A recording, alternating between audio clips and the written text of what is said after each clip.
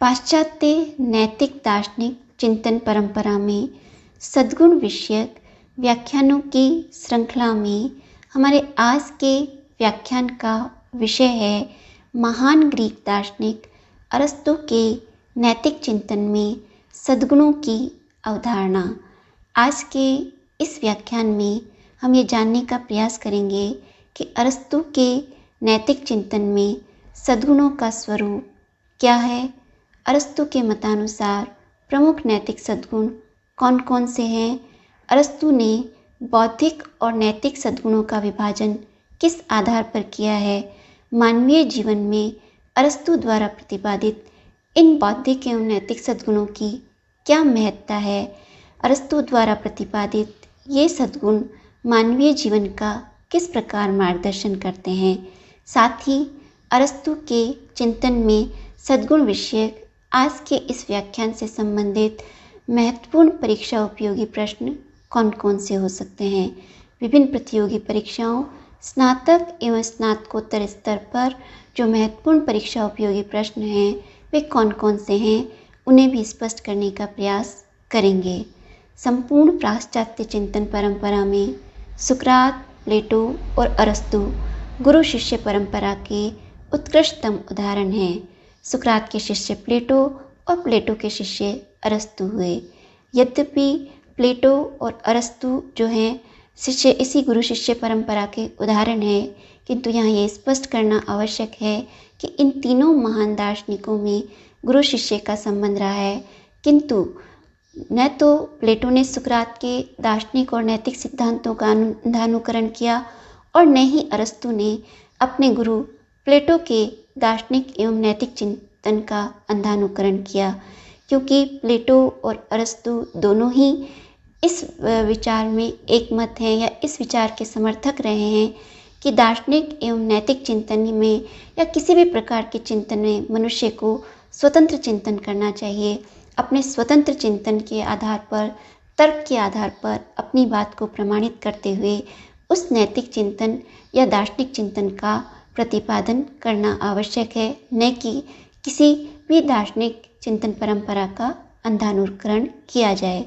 इस प्रकार हम देखते हैं कि ग्रीक दार्शनिक परंपरा में यद्यपि सुकरात, प्लेटो और अरस्तु में परस्पर गुरु शिष्य का संबंध है, किंतु इन्होंने परस्पर एक दूसरे के नैतिक और दार्शनिक सिद्धांतों का अंधानुकरण नहीं करते हुए स्वतंत्रता पूर्वक अपने दार्शनिक एवं नैतिक चिंतन का प्रतिपादन किया।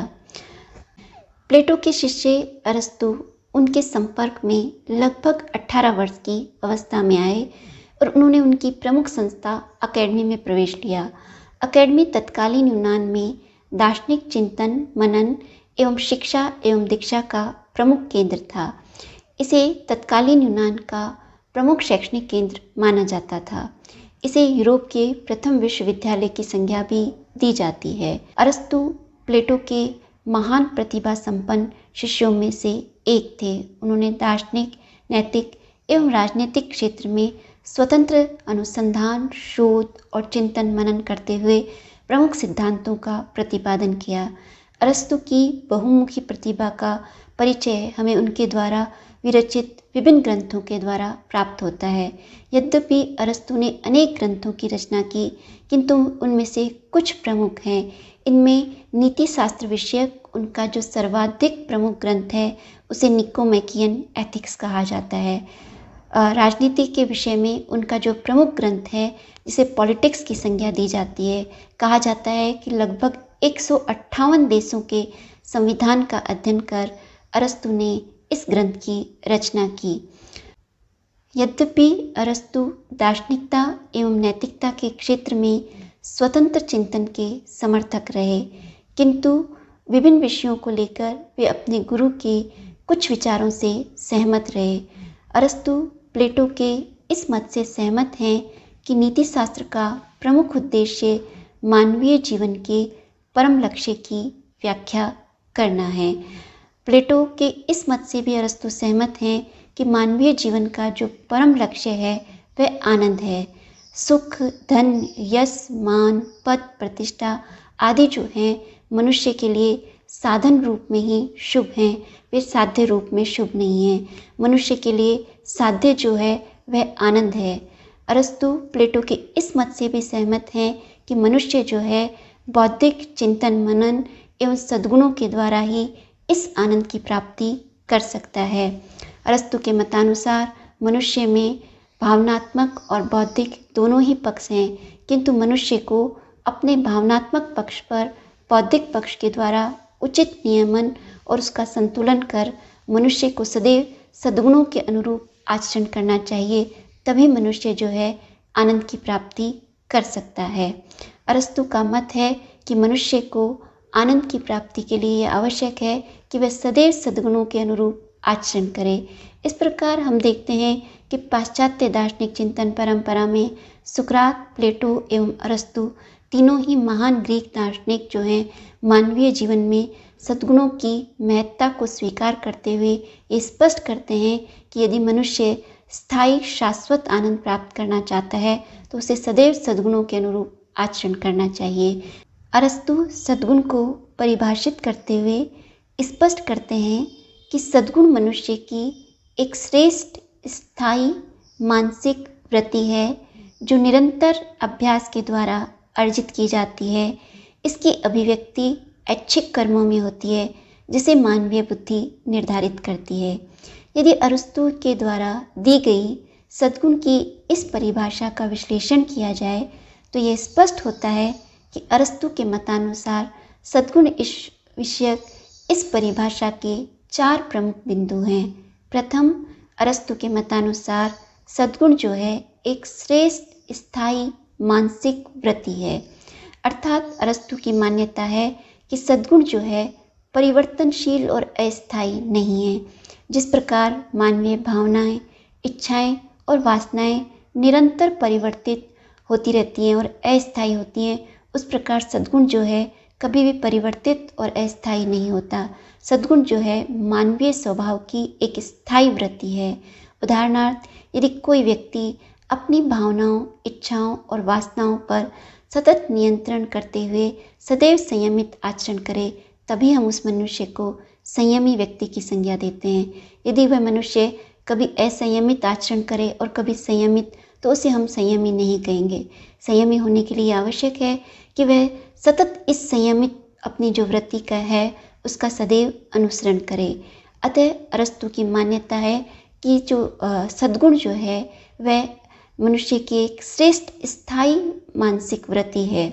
अरस्तु कहते हैं कि ये जो सद्गुण जो है वह निरंतर अभ्यास के द्वारा अर्जित किया जाता है। अरस्तु के इस कथन से ये स्पष्ट है कि सद्गुण जो है मानवीय भावनाओं, इच्छाओं और वासनाओं की भांति जन्मजात नहीं होकर मनुष्य इसे अभ्यास के द्वारा अर्जित कर सकता है। अतः मनुष्य अपने जीवन में सदैव श्रेष्ठ सद्गुणों का आचरण करके सद्गुणी बन सकता है। अरस्तु की मान्यता है कि मनुष्य जब निरंतर सद्गुणों के अनुरूप आचरण करता है तो ये सद्गुण मानवीय स्वभाव के अंग बन जाते हैं। इस प्रकार अरस्तु की मान्यता है कि मनुष्य जब सतत सद्गुणों के अनुरूप आचरण कर और उनका अभ्यास करता है तभी वह सद्गुणी कहलाता है। अरस्तु की इस परिभाषा में अरस्तु ने यह स्पष्ट किया है कि सद्गुणों की अभिव्यक्ति ऐच्छिक कर्मों में होती है। यहाँ ये जानना आवश्यक है कि ऐच्छिक कर्म किसे कहते हैं। ऐच्छिक कर्म वे कर्म होते हैं जिन्हें मनुष्य सोच समझकर स्वतंत्रतापूर्वक विवेक शक्ति से युक्त होकर करता है, जिसमें मनुष्य के समक्ष संकल्प की स्वतंत्रता होती है। जब भी कोई मनुष्य किसी कर्म को करने के लिए पूर्ण रूप से स्वतंत्र हो, उसमें विवेक शक्ति हो, तभी हम उस कर्म के लिए उस मनुष्य को नैतिक रूप से उत्तरदायी ठहरा सकते हैं। और यही कारण है कि अरस्तु कहते हैं कि सद्गुणों की अभिव्यक्ति जो है सदैव ऐच्छिक कर्मों में होती है, जिन्हें मनुष्य सोच समझकर विवेक शक्ति से संपन्न होकर स्वतंत्रतापूर्वक करता है। अरस्तु का मत है कि मनुष्य की जो ये सद्गुण विषयक वृत्ति है, इसका निर्धारण जो है मनुष्य की बुद्धि करती है, क्योंकि अरस्तु का मत है कि मानवीय भावनाएं इच्छाएं और वासनाएं कभी भी सद्गुणों का आधार नहीं हो सकती, क्योंकि ये सदैव परिवर्तनशील होती है। विवेक शक्ति या बौद्धिक क्षमता जो मनुष्य को पाश्विक जगत से पृथक करती है, वही इन सद्गुणों की नियामक हो सकती है। इस प्रकार अरस्तु का मत है कि इन सद्गुणों का निर्धारण और नियमन जो है मानवीय बुद्धि करती है। इस प्रकार हमने देखा कि अरस्तु के मतानुसार सद्गुण जो है मनुष्य की एक श्रेष्ठ स्थायी मनोवृत्ति है, जो निरंतर अभ्यास के द्वारा अर्जित की जाती है। इसकी अभिव्यक्ति ऐच्छिक कर्मों में होती है। इसे मानवीय बुद्धि जो है नियमित करती है। अरस्तु के सद्गुणों के विषय में एक महत्वपूर्ण तथ्य यह है कि अरस्तु का मत है कि सद्गुणों में सदैव आत्मनियंत्रण का तत्व अंतर्निहित होता है। अर्थात सद्गुण जो है मनुष्य को सदैव अपनी भावनाओं, इच्छाओं और वासनाओं पर नियंत्रण करने के लिए प्रेरित करते हैं। मनुष्य की भावनाएं, इच्छाएं और वासनाएं उसे कभी भी इन सद्गुणों के मार्ग से विमुख कर सकती है। यही कारण है कि अरस्तु कहते हैं कि मनुष्य के लिए सद्गुण होने के लिए आवश्यक है कि उसका आत्मनियंत्रण हो, उसका स्वयं पर नियंत्रण हो। उसकी भावनाएं, इच्छाएं और वासनाएं जब उसे इन सद्गुणों के मार्ग से विमुख करे तो ये आत्मनियंत्रण का तत्व ही जो है उसे जो है सद्गुणों की ओर उन्मुख करता है। और अरस्तु के इस सद्गुण विषयक परिभाषा से ये स्पष्ट है कि अरस्तु जो है सद्गुणों को मनुष्य की एक श्रेष्ठ स्थायी मानसिक वृत्ति के रूप में स्वीकार करते हैं। अब हमारे लिए ये एक विचारणीय प्रश्न है कि अरस्तु के मतानुसार प्रमुख सद्गुण कौन कौन से हैं।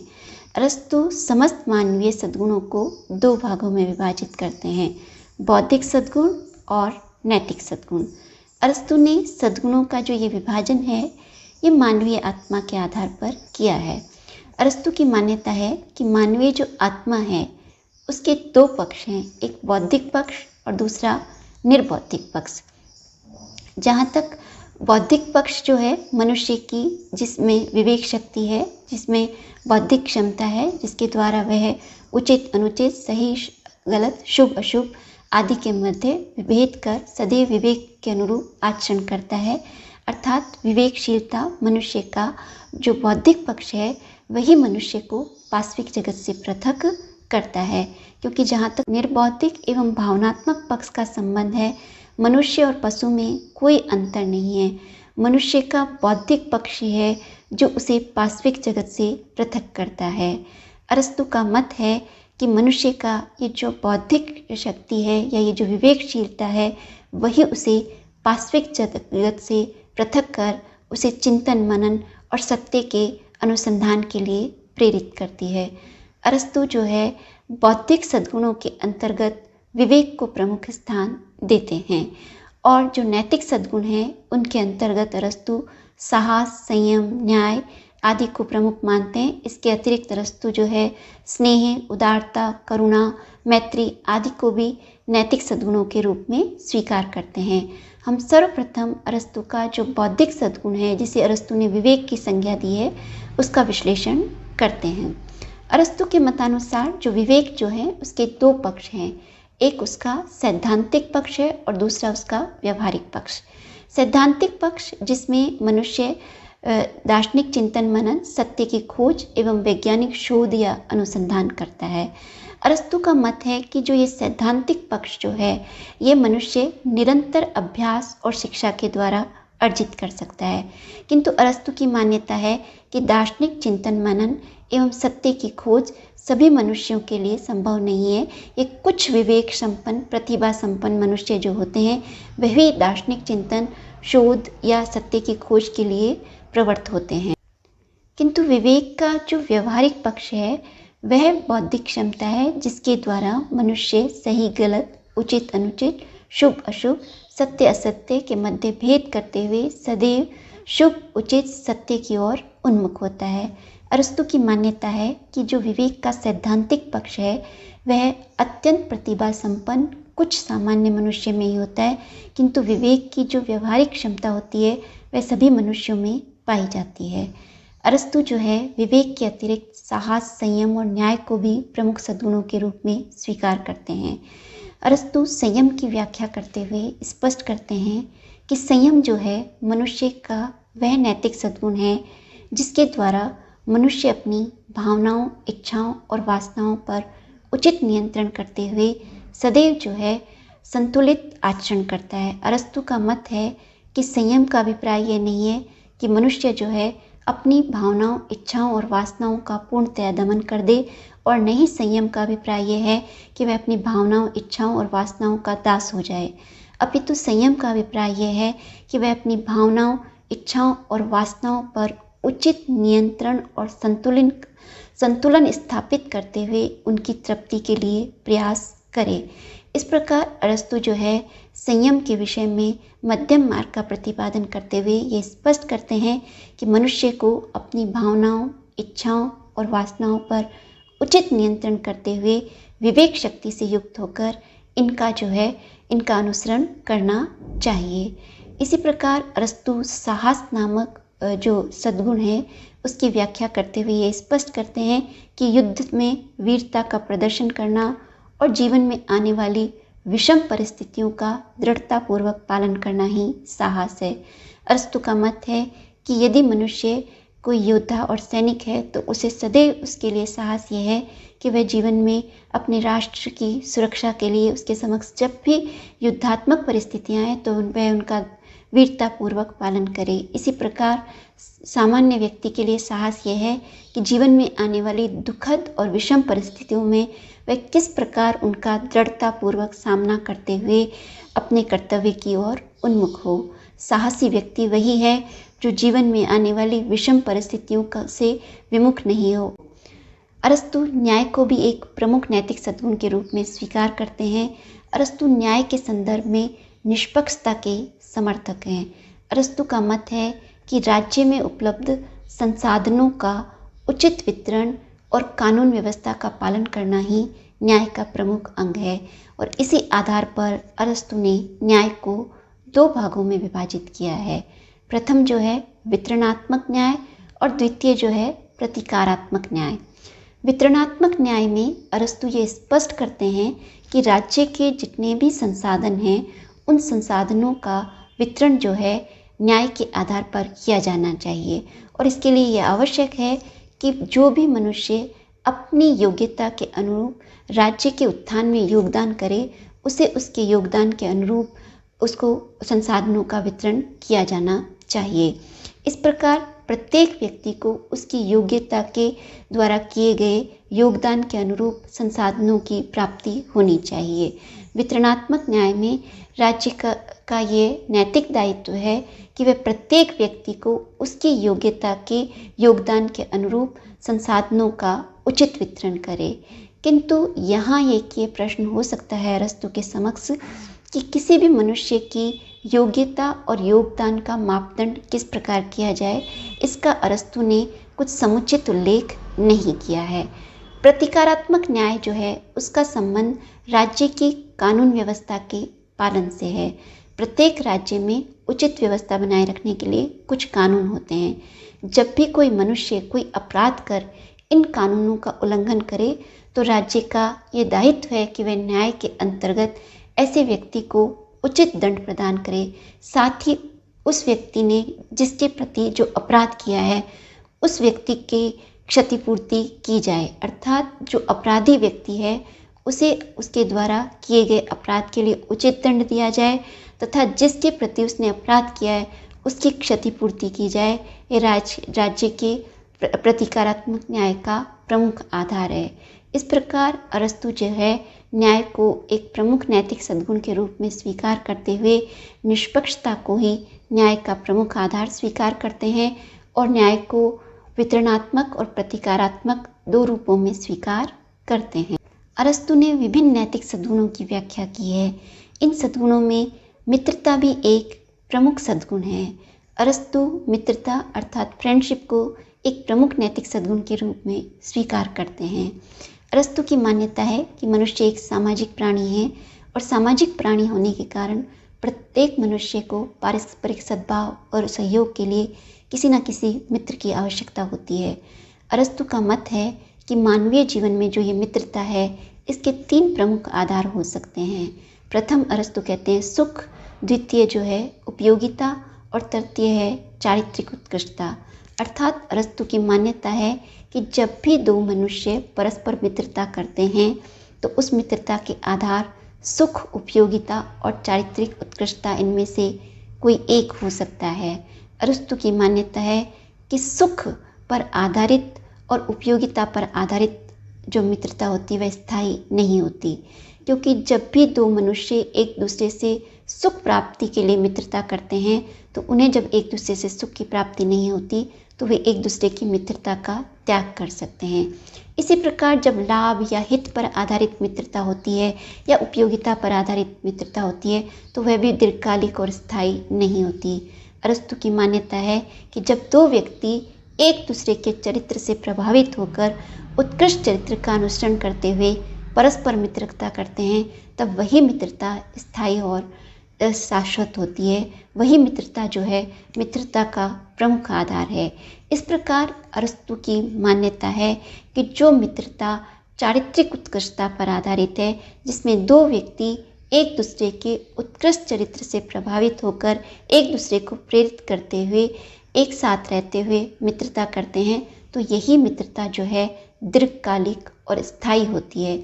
इस प्रकार अरस्तु सुख और उपयोगिता को मित्रता का आधार नहीं स्वीकार करते हुए चारित्रिक उत्कृष्टता को ही मित्रता का प्रमुख आधार स्वीकार करते हैं। इस प्रकार अरस्तु के चिंतन में नैतिक और बौद्धिक सद्गुणों के इस विवेचन से ये स्पष्ट है कि अरस्तु मानवीय जीवन में सद्गुणों की अहम भूमिका को स्वीकार करते हैं। अरस्तु का मत है कि मनुष्य जो है बौद्धिक और नैतिक सद्गुणों के अनुरूप आचरण करके ही स्थायी और शाश्वत आनंद की प्राप्ति कर सकता है। अरस्तु के आज के इस व्याख्यान से संबंधित कुछ महत्वपूर्ण प्रतियोगी परीक्षाओं से संबंधित स्नातक एवं स्नातकोत्तर परीक्षाओं से संबंधित महत्वपूर्ण प्रश्न इस प्रकार हैं। अरस्तु के चिंतन में सद्गुणों की अवधारणा को स्पष्ट कीजिए। अरस्तु के मतानुसार प्रमुख बौद्धिक सद्गुण कौन से हैं? अरस्तु नैतिक सद्गुणों के रूप में किन सद्गुणों को स्वीकार करते हैं? अरस्तु मानवीय जीवन में बौद्धिक और निर्बौद्धिक सद्गुणों का विभाजन किस आधार पर करते हैं? अरस्तु के चिंतन में न्याय की अवधारणा को स्पष्ट कीजिए। प्रतीकात्मक न्याय से आप क्या समझते हैं उसे स्पष्ट कीजिए। वितरणात्मक न्याय की अवधारणा को स्पष्ट कीजिए। अरस्तु के नैतिक चिंतन में मैत्री की क्या महत्ता है उसे स्पष्ट कीजिए। एक निबंधात्मक प्रश्न ये भी हो सकता है, अरस्तु के दार्शनिक चिंतन में सद्गुणों की अवधारणा को स्पष्ट करते हुए विभिन्न नैतिक एवं बौद्धिक सद्गुणों की विस्तृत व्याख्या कीजिए।